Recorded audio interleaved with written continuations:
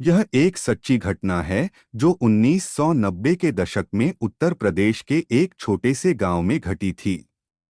उस गांव में एक प्राचीन कुआं था जिसे गांव के लोग बहुत डरावना मानते थे। कुएं के पास जाने की हिम्मत कोई नहीं करता था, खासकर रात के समय। कहा जाता था कि उस कुएं में एक महिला की आत्मा बसी हुई है जो रात को वहां आती है और पानी में रोने की आवाजें आती हैं। गांव में एक युवक जिसका नाम रवि था, वह इस कहानी को अंधविश्वास मानता था। उसे यकीन नहीं था कि ऐसी कोई आत्मा होती है।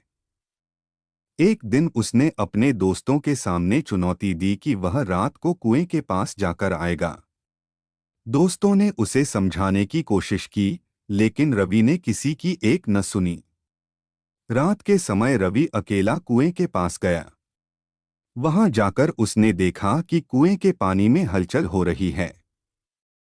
अचानक उसे पानी से किसी के रोने की आवाजें सुनाई देने लगीं।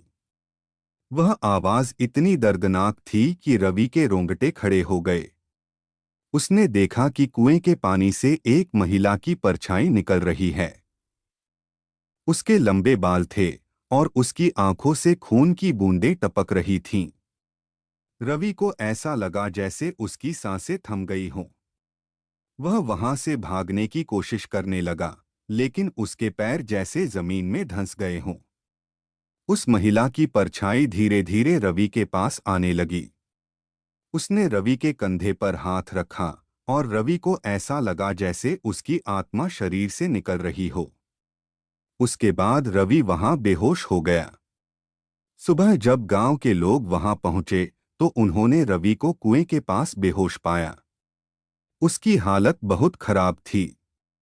जब वह होश में आया तो उसने किसी से कुछ नहीं कहा, बस चुपचाप गांव छोड़कर चला गया।